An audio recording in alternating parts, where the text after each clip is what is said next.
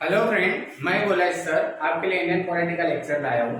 जैसे पिछला वाला वीडियो था उसमें देखे थे फंडामेंटल राइट देखे थे।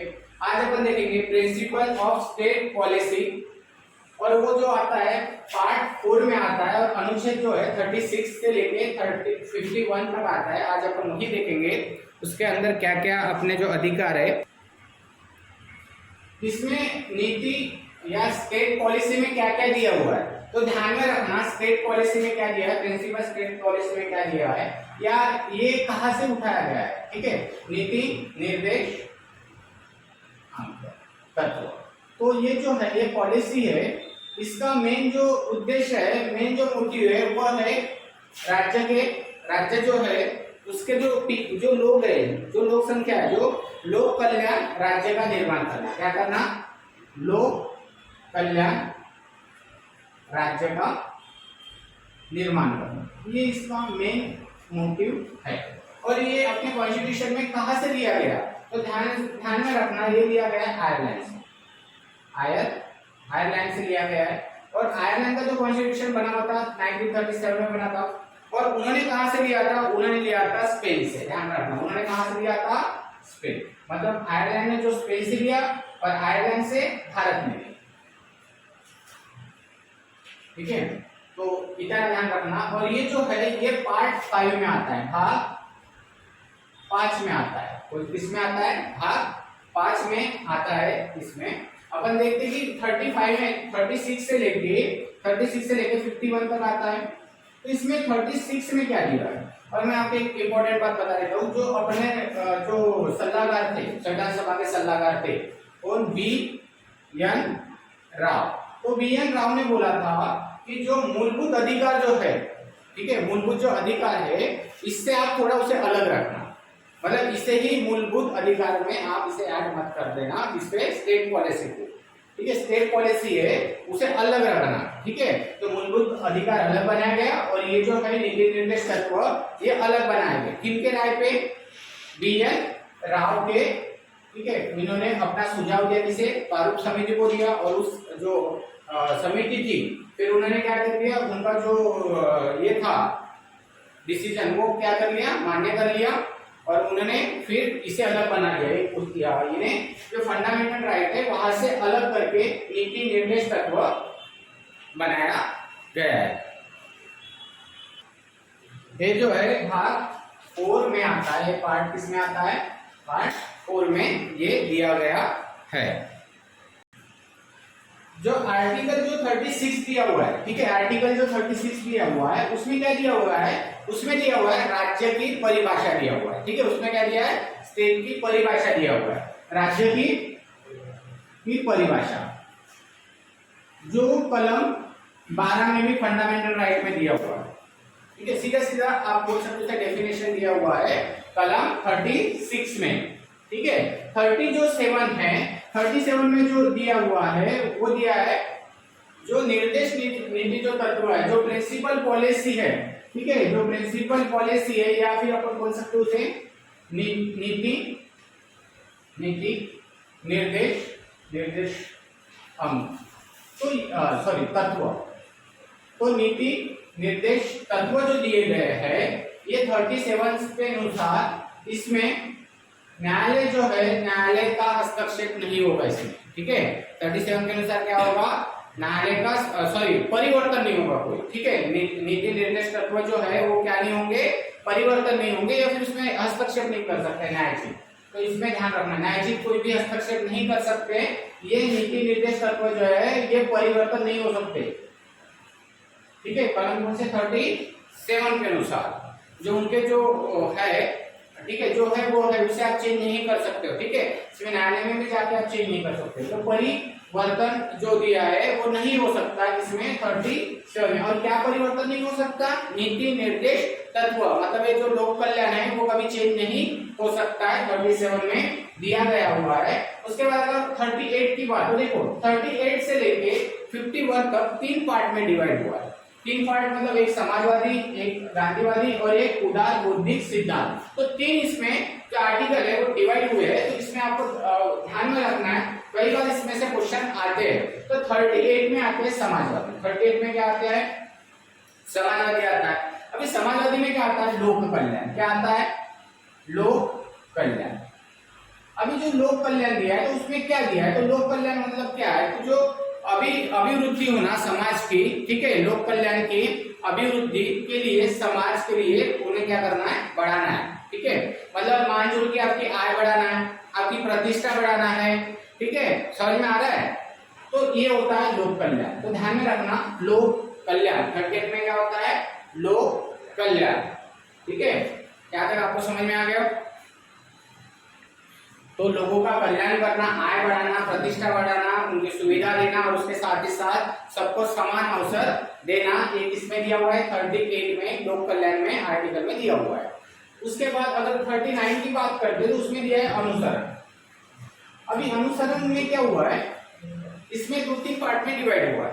तो अनुसरण जो है वो 3 पार्ट में डिवाइड हुआ है। ध्यान में रखना, 2-4 पार्ट इसमें पॉइंट दिए हुए हैं। जैसे महिला और पुरुष को समान वेतन मिलना, जैसे समान पुरुष है और महिला है उनको क्या होना, समान वेतन। ऐसा नहीं कि कोई एक आदमी बैंक में है, कोई पुलिस में है तो उसको जेंट्स को अलग है, लेडीज को अलग है, तो वो पेमेंट अलग अलग नहीं होना, सबको वेतन जो है समान होना, पहली बात।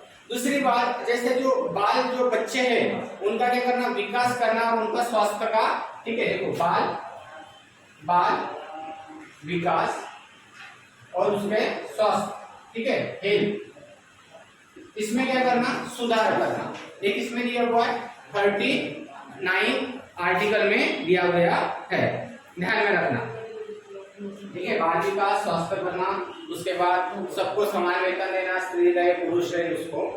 उसके बाद 39A, उसके बाद क्या हुआ है 39A जो कलम दी हुई है, तो बाकी कलम कुछ कलम बाद में ऐड हुई, कंस्टिट्यूशन के बाद में ऐड हुई है, तो मैं बता दूं कि कौन कौन सी कलम है, तो पहले देख लेते हैं। तो 39A जो आर्टिकल दिया हुआ है, तो 39A में दिया है जो गरीब लोग है उनको क्या करना, फ्री में क्या मिलना उनको, मतलब कानून के लिए वकील मिलना, जो कानूनी सलाह के लिए क्या मिलना है, वकील, एडवोकेट मिलना है। जैसे जो गरीब लोग रहते हैं, ठीक है, तो गरीब लोगों के लिए क्या करना, जो कानूनी सलाहकार या कानूनी डायरेक्ट वकील मिले। आपको पता होगा कि जो रहते हैं, एक जो फिरियादी रहता है उनको भी क्या मिलता है, गवर्नमेंट की तरफ से वकील मिलता है ना। तो वो वकील जो मिलता है वो आर्टिकल 30A के तहत मिला जाता है। क्या तो समझ में आया। ये हो गया समाजवाद, ये कौन के आर्टिकल हो गए, समाजवाद। अभी गांधीवादी अगर देखते हैं तो उसमें आता है 40, उसमें कौन सी आर्टिकल आता है 40, और वो 40 मतलब 38 के बाद 40 आएगा, तो 40 में क्या होगा, पंचायत का गठन। क्या होगा, पंचायत का गठन, मतलब जो ग्राम पंचायत है, आपको पता होगा ग्राम पंचायत, तो वो ग्राम पंचायत जो बनती है वो कौन से आर्टिकल से बनती है, 40। अभी वो ग्राम पंचायत आपको पता होगी कि वहां पे एक पॉपुलेशन चाहिए पर्टिकुलर, वहीं पे बनती है। अगर मान लो कि एक गांव में नहीं है उतनी पॉपुलेशन, तो क्या करते हैं, 1-2 गांव 3 गांव को मिला के, जो पॉपुलेशन मिला के क्या बनाता है, पंचायत, ग्राम पंचायत बनाते हैं। ध्यान में रखना, क्या बनाते हैं, ग्राम पंचायत। फिर ग्राम पंचायत के लिए जितने लोग चाहिए, अगर नहीं होंगे उस गांव में तो क्या करेंगे, दूसरे गांव, तीसरे गांव से 2-3 गांव मिला के ग्राम पंचायत बनाते हैं। यहाँ तक आपको शायद समझ में आ गया होगा 39 तक। उसके बाद अपन 41 की बात देखते हैं, ठीक है। उसके बाद क्या करते हैं अपन 41, ये 41 इसमें आएगा, देखो ध्यान में रखना। नॉर्मली 36 से 51 तक क्या होता है, नॉर्मली कोई भी बता देगा, पर क्या होगा, अपने को 3 जो पार्ट है उसमें आपको डिवाइड करना। 3 पार्ट में, मतलब गांधीवादी में कौन आएगा, मौलिक सिद्धांत में कौन आएगा, या समाजवादी में कौन सी कलम आएगी, ये इंपॉर्टेंट है, समझ में आ रहा है ना, कि वो डायरेक्ट सीधा 36 से लेके 51 तक, वो तो कोई भी याद रख लेगा, उसे अपने को क्या करना है, क्योंकि होगा कैसे, अगर एग्जाम क्लियर करना है तो आगे वाले से तो अच्छे ही पढ़ना पड़ेगा, है ना, अलग पढ़ना पड़ेगा। तो 41 में दिया है, इसमें दिया है, जैसे मान चलो कि काम, किसी को मतलब अपन शिक्षा देना, किसी को शिक्षा देना, किसी को बुजुर्ग व्यक्ति की मदद करना, उसके लिए आर्टिकल 41 दिया है। जैसे अपन कोई वृद्ध व्यक्ति रहता है, जैसा, ठीक है, जो बुजुर्ग व्यक्ति रहते हैं, उस बुजुर्ग व्यक्ति को क्या करना, ठीक है, बुजुर्ग व्यक्ति की मदद करना, उनको हॉस्पिटल में लेके जाना, कोई अनाथ बच्चे हैं तो उनको पढ़ाना लिखाना, है ना, तो वो जो आता है आर्टिकल 41 में आएगा। ठीक है, अनाथ बच्चे उनको क्या होगा, आर्टिकल 1 में आएंगे। 42 जो है ये भी समाजवादी में आता है, और 42 में क्या दिया हुआ है, ठीक है, काम के न्याय संगत जो है वो किसमें दिया है, 42 में दिया गया है। उसके बाद जो 43 है ना उसे थोड़ा स्टार कर देना, 43 जो आर्टिकल है उसे थोड़ा स्टार कर देना, क्योंकि वो दोनों इसमें आता है। 43 किसमें आता है, गांधीवादी में भी आता है और ठीक है समाजवादी में भी आता है। तो 43 में अपन देखते हैं कि क्या दिया है। तो आपको पता है जो सभी कर्मचारी रहते हैं, 43 में क्या रहता है, जो सभी कर्मचारी रहते हैं, जो मजदूर रहते हैं, उनको क्या मिलना, अपना वेतन मिलना, अपना हक मिलना। मतलब जो मजदूर है, मैं अपने मतलब सिंपल लैंग्वेज में बता रहा हूँ, जो मजदूर है, मजदूर को क्या मिलना, उसकी मजदूरी मिलना, उसकी क्या मिलना, मजदूरी मिलना। मजदूर है उनको क्या मिलना, उनकी मजदूरी मिलना। आपको समझ में आ रहा है, जो वर्कर उसमें आता है, 43 में आता है। अगर आप गांधीवादी में अगर जाते हो तो उसमें क्या होता है, जो ग्रामीण उद्योग है, अगर आप यहाँ पे 43 की बात करते हो, यहाँ पे अगर 43 की बात करते हो तो इसमें क्या दिया रहेगा, जो ग्राम है मतलब ग्रामीण, क्योंकि महात्मा गांधी जो थे उनका जो ज्यादा फोकस था वो ग्रामीण में था। ठीक है, तो इसलिए वो ग्रामवादी अपन ने उनको नाम दिया हुआ है, उनके जो तत्व थे। तो उनके तत्व में एक था 43 पे क्या करना, ग्राम जो है, ग्राम में कुटीर उद्योग, मतलब छोटे उद्योग जो रहते हैं, कुटीर उद्योग को क्या देना, ठीक है, चालना देना, ठीक है, उसे सहमति देना, उसमें समिति देना, और उसमें क्या करना, उसमें लोग जुड़ते जाएंगे और वो उद्योग जो है धीरे धीरे बड़ा होते जाएगा। ठीक है, मतलब कुटीर उद्योग जो छोटे छोटे उद्योग रहते हैं ग्रामीण में, तो वो बढ़ाना, तो वो आता है 43 में, ये भी आता है 43 में, वो भी आता है 43 में, दो तीन पॉइंट आते हैं। तो 43 में एक है समाजवादी और दूसरा है गांधीवादी, दो समझ गए। उसके बाद में अगर 43A इसमें आएगा, 43A इसमें आएगा, इसमें बोला जाता है पार्टनरशिप। सीधा मैं आपको बता था सिंपल लैंग्वेज में, पार्टनरशिप। अगर आपको कोई भी काम करना है तो कोई भी काम आप भागीदारी से करते हो, कोई भी काम जो है किससे करते हो, भागीदारी है पार्टनरशिप। ठीक है, तो भागीदारी से करते हो, पार्टनरशिप से करते हो, 43A में आता है, और वो किसमें आता है, समाजवादी में आता है। अगर आप यही बात देखते हो गांधीवादी में, तो इसमें 43A था, ये B। देखो 43 इधर भी आता है, 43 इधर आता है, 40 इन्होंने लिया तो 40 भी उन्होंने लिया। ठीक है, तो 43 जो है, बी जो है इसमें दिया है सहकारी समिति, जो ग्रामीण भाग में मोस्ट ऑफ द, ठीक है, ग्रामीण भाग के लिए या फिर शहर के लिए भी चलेगा। तो सहकारी समिति का क्या करना, गठन करना, इसमें लोगों को ज्यादा से ज्यादा जुड़ाना, तो इसमें दिया हुआ है। ठीक है, तो ध्यान में रखना, सहकारी समिति के लिए कौन सी कलम दिया हुआ है, 43B दिया हुआ है। अभी बात करते हैं 44 कलम। तो 44 जो कलम है तो वो आता है इसमें। ठीक है, 44 इसमें नहीं आएगा, अभी एक लास्ट कलम बची हुई है। उसके बाद है 44। तो 44 जो कलम आती है वो आती है इसमें बौद्धिक सिद्धांत पे। 44 जो कलम है वो किसमें आती है, बौद्धिक सिद्धांत पे आती है। इसमें बोला है समान नागरिकता, इसमें क्या बोला है, समान नागरिकता। ठीक है, क्या आता है इसमें, समान नागरिकता आता है, समान इक्वल नागरिकता, मतलब इक्वल, ठीक है, सिटीजनशिप। तो समान नागरिक मतलब मान चलो कि अपन महाराष्ट्र के है, कोई बिहार का है, कोई एमपी का है, कोई गुजरात का, तो इसके लिए सभी के लिए क्या होगा, सभी के लिए समान होगा, समान नागरिकता होगा। ऐसा मतलब उसमें भेदभाव नहीं किया जाएगा। अगर 45 की अगर बात करें, उसके बाद क्या लेंगे 45, तो उसमें जो है 6 साल तक फ्री में एजुकेशन, जो 6 साल तक जो है, 6 वर्ष से कम जो भी है उन्हें क्या मिलेगा, फ्री में एजुकेशन। क्या मिलेगा, फ्री में एजुकेशन मिलेगा 45 के अनुसार। ठीक है, हाँ, तो गवर्नमेंट ना, प्राइवेट क्यों देगा। उसके बाद जो है 46 है, तो 46 किस में आएगा, फिर 46 किस में आएगा, देखो 46 का क्या है, तो ये तो मैं बता दूं, 46 इसमें आएगा कि इसमें आएगा, तो 46 आएगा, इनमें आएगा। ठीक है, तो 46 में क्या दिया हुआ है, 46 में बताया गया है कि जो ग्रामीण 46 में बताया गया जो अनुसूचित जाति जमाती, समझ में आ रहा? डायरेक्ट SC ST बोलेंगे या फिर माइनॉरिटी। तो जो माइनॉरिटी वाले जो भी बच्चे हैं अल्पसंख्यक बोलेंगे, या फिर SC ST जो बच्चे अल्पसंख्यक जो बच्चे उनको क्या मिलना? शिक्षा के लिए, ठीक है, उनको स्कॉलरशिप मिलना। जो स्कॉलरशिप मिलती है शिक्षा के लिए आर्थिक मदद करना, डायरेक्ट क्या बोलेंगे अपन उनको? आर्थिक मदद के लिए अपन डायरेक्ट स्कॉलरशिप बोलेंगे, आर्थिक मदद करना। ये इसमें दिया हुआ है 46 में। अगर 47 की अगर बात करें तो 47 में आपको पता है कि क्या दिया हुआ है? 47 में दिया है, देखो 47 दो बार आएगा, 47 नहीं बार आएगा। 47 में जो दिया गया है नशीले पदार्थ के बंदी, ठीक है, जो नशीले पदार्थ है उसमें क्या करना है? बंदी करना है। और साथ ही साथ जो है स्वास्थ्य, ठीक है, स्वास्थ्य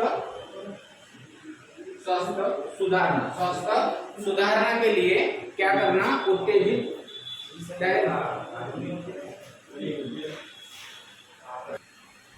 47 है, दो इसमें आता है, एक तो इसमें आता है। तो इसमें बोला है 47 में, इसमें समाजवादी में बोला है 47 में कि इसमें जीवन स्तर सुधारने के लिए, ठीक है, मतलब अपना जीवन है और जो व्यक्ति है उनका स्वास्थ्य जो है, ठीक है, उनका जो स्वास्थ्य है, उनका जीवन स्तर ऊंचा करने के लिए, सुधारने के लिए 47 कलम दिया हुआ है। मतलब जो अपना हेल्थ है, ठीक है, वो हेल्थ को सुधारने के लिए 47 दिया है। और उसी के 47 में वो दूसरा पॉइंट दिया है, वो किसमें आता है? गांधीवादी में आता है। तो उसमें बोला गया है 47 में जो नशीले पदार्थ है उसके बंदी होना, सीधे सीधे नशीले पदार्थ जो है उसमें बंदी। उसमें फिर ड्रग्स आ गया, उसमें दारू आ गई, उसमें बाकी जो भी उसमें यहाँ तक कि जुआ भी आ गया, ठीक है। तो ये सब इसी में आ गया। तो नशीले पदार्थ क्या होना? पूरे के पूरे बंद। जैसे गांजा हो गया, ड्रग्स हो गया, दारू हो गई, ये क्या होना? 47 के अनुसार बंद होना। उसके बाद 48, तो 48 भी दो इसमें आता है। 48 भी क्या होता है? दो इसमें आता है। 48 किसमें आता है? 48 में इसमें भी आता है 48 और उसमें भी 48 आता है। तो 48 में क्या होता है? इसमें जो है जैसे गाय और जो भी मतलब जो भी दूध जो देते हैं और जो लोग पीते हैं दूध, जो जिस मतलब गाय का हो गया, बकरी का हो गया, तो या ठीक है, तो बकरी या बछड़ा तो जो भी है, तो उनको क्या करना? हत्या करना, उसका घेर काटनी है। किस प्राणी का? जिसका दूध पीते, समझ में आ रहा है? तो ये इसमें क्या हुआ? गाय बकरी इसमें आएंगे, ठीक है, तो जिसका भी, तो उनको हत्या करना में क्या है? प्रतिबंध है। और साथ ही साथ अगर आप 48 की अगर इधर बात करें तो इसमें होता है कृषि और पशुपालन। 48 की बात करते हैं बौद्धिक स्तर पे, तो इसमें क्या होता है? इसमें होता है कृषि और साथ ही साथ पशुपालन, ठीक है। 48 में क्या होता है? कृषि के साथ साथ क्या होता है? पशुपालन होता है। अगर 49 की अगर बात करें, ठीक है, 49 की, तो 49 में दिया गया है जो पुराने जो स्मारक है, ठीक है, जो राष्ट्रीय स्मारक है, जो क्या है? राष्ट्रीय स्मारक है, उसके जो स्थान है, ठीक है, जो पुराने जो प्रतीक है, बात समझ में आ रहा है? राष्ट्रीय जो स्मारक है, जो तत्व है, जो स्तूप है, जो पुराने जो यूनिक चीजें है, ताजमहल जैसा, तो उनकी रक्षा करना, उनकी क्या करना है? रक्षा करना है 49 के अनुसार। अगर 50 की बात करें, 50 में दिया है कार्यपालिका और न्यायपालिका। कार्यपालिका और न्यायपालिका 50 में दिया हुआ है। अगर यही बात करते 51 की, तो 51 में जो दिया गया है उसमें दिया है अंतरराष्ट्रीय शांतता, ठीक है, जो अंतरराष्ट्रीयता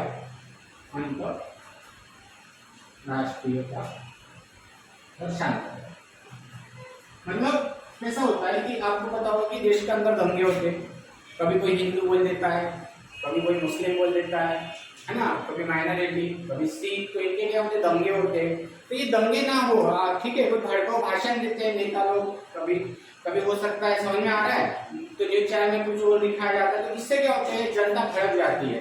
तो ये उसके लिए शांत करने के लिए वो चीज बन गई है 51 कि आप कुछ भी ऐसा ना बोलो कि जिससे जनता मतलब किसी धर्म को, ठीक है, वो क्या हो जाए? भड़क जाए और वो अशांतता हो। तो ये दिया हुआ है 51 तक कलम, तो यहाँ तक आपको समझ में आया काफी अच्छे से। उसके बाद वाला तो देखते हैं क्या क्या है। तो अभी फंडामेंटल राइट्स और इसमें जो प्रिंसिपल पॉलिसी इसमें क्या डिफरेंस है, तो दोनों में क्या अंतर है तो वो देखेंगे। तो कई बार पूछा जाता है, तो ध्यान में रखना कि फंडामेंटल राइट्स जो है ये प्राकृतिक दृष्टिकोण से क्या है, ये नकारात्मक है। ठीक है, ये क्या है, ये नकारात्मक है। ध्यान में रखना क्या है, ये नकारात्मक है। फंडामेंटल जो राइट है मूल प्रकृति में क्या है, ये नकारात्मक है। ठीक है, अगर यही बात अगर अपन इससे प्रिंसिपल पॉलिसी की बात करते हैं तो ये सकारात्मक है। ये कैसी है, सकारात्मक दिया गया है। इसमें क्या होता है, इसमें राज्य में कुछ मामलों में कार्य करने के लिए ये प्रतिबंधित है। मतलब राज्य में जो कुछ काम करने उसके लिए क्या है, प्रतिबंधित है। कौन, फंडामेंटल राइट। पर अगर प्रिंसिपल पॉलिसी की बात करते हैं तो ये राज्य के लिए प्रतिबंधित नहीं है। मतलब कुछ ही चीजों के लिए, कुछ ही मामलों के लिए ये आवश्यकता है, कुछ ही मामलों के लिए आवश्यकता है, पूरी आवश्यकता नहीं है। ये कैसे है, ये न्यायचित है। ये कैसे है, फंडामेंटल राइट कैसे है, न्यायचित दिया हुआ है। और अगर प्रिंसिपल पॉलिसी की बात करते हैं अपन तो ये कैसे है, गैर न्यायचित है। ध्यान में रखना, ये न्यायचित है, ये गैर न्यायचित है। ठीक है, इसमें जो है इन्हें कानूनी रूप से न्यायालय द्वारा लागू नहीं किया जा सकता। मतलब गैर न्यायचित है। इसमें मतलब मैंने आपको बताया था आर्टिकल 37 में। ठीक है, तो एक ऐसे गैर न्यायचित है, इसमें न्यायालय द्वारा लागू नहीं किया जा सकता। मतलब ये परिवर्तित नहीं हो सकता सीधा सीधा। और इसकी बात करें तो ये क्या होगा, न्यायालय में हो सकता है जैसे आपको फंडामेंटल राइट्स जो है उस पर अगर हनन हो जाए या उस पर कुछ हो जाए, आंच आ जाए, तो आप क्या करोगे, उसमें न्यायालय में जाके आप उसको क्या कर सकते हैं, आप उसको जो अपने जो अधिकार है वो मांग सकते हैं। ठीक है, और एक खुद ही उसकी गारंटी कौन लेता है, सुप्रीम कोर्ट लेता है। ठीक है, न्यायालय लेता है। उसके बाद अगर देखते हैं इनका उद्देश्य, मतलब फंडामेंटल राइट्स का देखते हैं, इनका उद्देश्य है देश में लोकतांत्रिक राजनीतिक व्यवस्था स्थापित करना। मतलब देश में क्या है, इसका हेतु क्या, मोटिव क्या है, लोकतांत्रिक और राजनीतिक व्यवस्था क्या करना, स्थापन करना। अगर अपन प्रिंसिपल पॉलिसी की अपन देखते हैं हेतु, मतलब उसके क्या है, उद्देश्य क्या है, तो सामाजिक और आर्थिक लोकतंत्र की, मतलब यहाँ पे सामाजिक है, यहाँ पे लोकतांत्रिक है, तो सामाजिक व आर्थिक लोकतंत्र की स्थापना करना। अगर इसमें बात करें, ये व्यक्तिगत लोक कल्याण है। इसमें क्या है, व्यक्तिगत दिया हुआ है, व्यक्तिगत बारे में दिया हुआ है। ठीक है, और इसमें जो दिया है, इसमें कैसे दिया है, सामुदायिक, मतलब सामाजिक कल्याण के बारे में दिया हुआ है। ठीक है, सामुदायिक कल्याण के बारे में दिया है। इसमें व्यक्तिगत कल्याण, मतलब इसमें एक के लिए दिया, उसके लिए समाज के लिए दिया हुआ है। साथ ही साथ इससे मतलब व्यक्तिगत प्रोत्साहन करने के लिए, उसे समाज को प्रोत्साहन करने के लिए। ठीक है, इसलिए इसे व्यक्ति कहा जाता है, इसे व्यक्ति कहा जाता है, और इसे क्या कहा जाता है, समाजवादी होता है, ऐसा कहा जाता है। अगर इसे देखिए कानूनी रूप में मान्य है, ये क्या है, कानूनी रूप में मान्य है। और ये क्या है, ये किसके मान्य है, ये वो कानूनी रूप में मान्य है, ये कानूनी रूप में मान्य है। तो वो क्या है, नैतिक और राजनीतिक मान्यता। इसमें कानूनी मान्यता है, उसमें नैतिक और राजनीतिक मान्यता है। इनको लागू करने के लिए अधिकतम आवश्यकता नहीं होती है, खुद ही लागू हो जाती है, इसके लिए कोई जरूरत नहीं है, ये अपने आप लागू हो जाते हैं कॉन्स्टिट्यूशन में। ठीक है, अगर इतनी बात करें तो इनको क्या करना है, इनके लिए विधान की आवश्यकता होती है। ठीक है, इन्हें लागू करने के लिए किसकी आवश्यकता होती है, विधान की आवश्यकता होती है। स्वयं लागू नहीं हो सकते, ये खुद ब खुद लागू हो जाते हैं अपने आप, ये अपने आप लागू नहीं होते। तो ये इसमें दोनों का डिफरेंस है। और इसके बाद देखो, न्यायालय इस बात के लिए बाध्य है कि किसी भी मूल अधिकार के हनन विधि को गैर संवैधानिक और अवैध घोषित कर सकता है। ठीक है, अगर आपके जो फंडामेंटल राइट्स है उसमें कुछ हनन होता है तो यहाँ पे क्या बोला उसने, वो गैर संवैधानिक व अवैध घोषित किया जाएगा।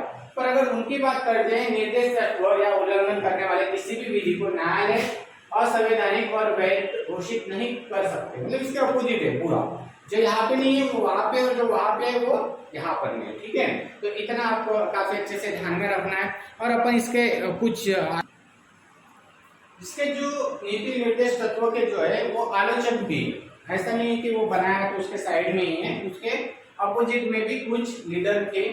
ठीक है, उसमें से जो आस्टिन का काफी नाम आता है, उन्होंने बोला है कि ये अंतर्गत कर्मकांड है। उन्होंने क्या बोला है, इसे नीति निर्देश तत्वों को अंतर्गत कर्मकांड है। किसी ने कहा है कि इसमें जो है न्यायालय, ठीक है, इसमें अभी आपको पता है कि इसमें न्यायालय का हस्तक्षेप नहीं है, गैर न्यायचित है। तो आपको पता है गैर न्यायचित है, तो इससे क्या होगा, इससे टकराव होने के ज्यादा चांसेस है, संवैधानिक टकराव होने के ज्यादा चांसेस है।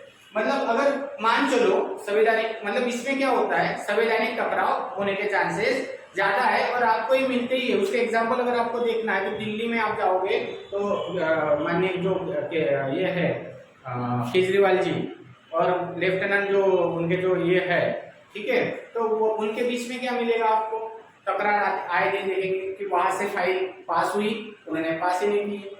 समझ में आ रहा है ना? तो संवैधानिक टकराव, इसकी आलोचना क्या है, सबसे पहले संवैधानिक आलोचना, सॉरी संवैधानिक टकराव। इसके पीछे का रीजन क्या है कि मैं मान चलो कि सेंट्रल गवर्नमेंट ने केंद्र सरकार ने बोल दिया कि आपको यहाँ पे एक रूल लागू करना है। किसने बोला है? Central government. आलोचना देखेंगे अपन, तो इसमें बोला उसने कि सेंट्रल गवर्नमेंट ने, मतलब केंद्र सरकार है, उसने बोल दिया कि एक रूल लगाना है, ठीक है, सभी स्टेट में एक रूल लगाना है। तो उसमें से अगर एक आधे स्टेट ने बोल दिया कि हाँ नहीं, बस नहीं लगाते, आपके जो रूल है केंद्र सरकार के नहीं लगाते, तो उससे क्या होगा, वो सरकार को क्या करेंगे, वो बर्खास्त करेंगे। समझ में आ रहा है? तो आपको ये कई बार दिखता है और सबसे ज्यादा आपको दिल्ली में ये दिखेगा, जो केजरीवाल जी है ना, और वो लेफ्टिनेंट जो जनरल है, उनके बीच में क्या मिलेगा, टकराव ज्यादा मिलेगा। मतलब टकराव किसका मिलेगा, तो देखो सीएम का तो राज्यपाल, इनके बीच मिलेगा। आपको पीएम, ठीक है, और राष्ट्रपति, प्रधानमंत्री और राष्ट्रपति, इनके बीच में टकराव मिलेगा। क्यों मिलेगा?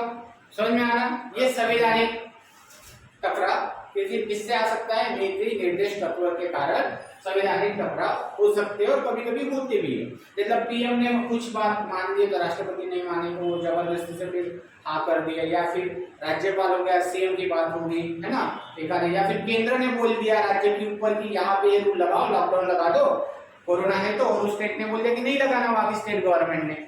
समझ में आ रहा? तो फिर मजबूरी में क्या करना पड़ेगा वहां पे, ठीक है, वो सरकार बर्खास्त करना पड़ेगा या फिर राज्यपाल शासन लगाना पड़ेगा, है ना।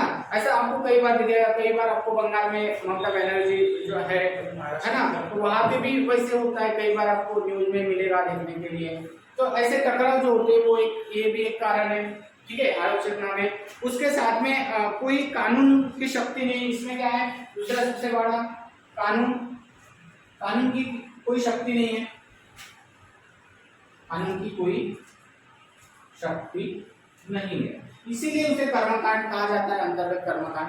मतलब कानूनी इसको कोई शक्ति नहीं, जैसे फंडामेंटल राइट को जैसे कानूनी शक्ति है, ठीक है, जैसे रेट वगैरह दिया हुआ है उसकी गारंटी देते हैं, वैसे इसमें कुछ भी नहीं है, ठीक है, तो राज्य लोक कल्याण के लिए दिया है, तो इसी के लिए ये थोड़ा आलोचक ने किया है। उसके साथ तर्कहीन व्यवस्था, इसमें तर्कहीन है। उसके बाद रूढ़िवादी है, उसमें से एक जन ने कहा है, उसमें एक कहा है रूढ़िवादी। ये शायद फॉरेनर था, कुछ फॉरेनर था शायद, वो उसने एक टिप्पणी की है, जेनिस नाम था उनका, तो इसने टिप्पणी की है कि ये जो है ये रूढ़िवादी है, ठीक है, जो प्रिंसिपल पॉलिसी है क्या है, रूढ़िवादी है। रूढ़िवादी मतलब ये जो है, ये जब बनाया था ये 20वीं सदी थी।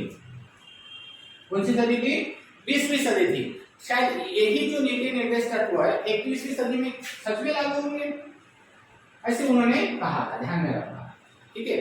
तो इन्होंने ये भी कहा था, उनका नाम था जेनिस, ठीक है, तो जेनिस ने कहा था कि ये 20वीं सदी चल रही तो ठीक है, ये रीति रिवाज ठीक है, ये जो नीति निर्देश तत्व थे ठीक है, पर ये 21वीं सदी आएगी या 22वीं सदी जब आएगी तो तभी ये रूढ़ी जो है वो सक्सेसफुल होगी क्या, ठीक है। तो ऐसे आलोचना की है, तो कुछ लोग आलोचना थी, तो आलोचना तो होती है, अगर ताजमहल भी बना था तो उसके ऊपर भी आलोचना की गई, ठीक है, हर चीज के ऊपर आलोचना की जाती है, तो वो कोई बड़ी बात नहीं है। और ध्यान में रखना, क्योंकि जो अपना कॉन्स्टिट्यूशन है तो वो धर्मनिरपेक्ष है, सबको देख के बनाया गया है, तो कोई उसमें दिक्कत नहीं है।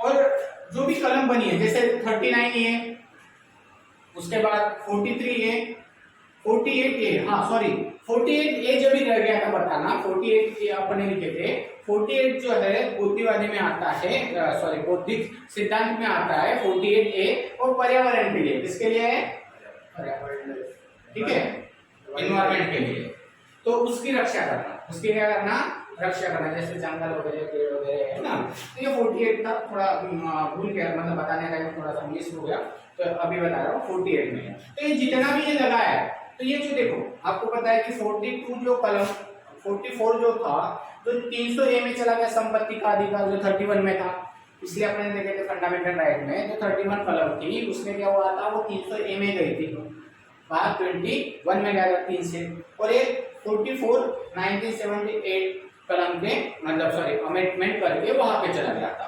तो ये जो कलम है, ये जो कलम आई थी 43 बी भी है इसमें, तो ये जो आया था 42 में आया था और 1976 में आया था, है ना।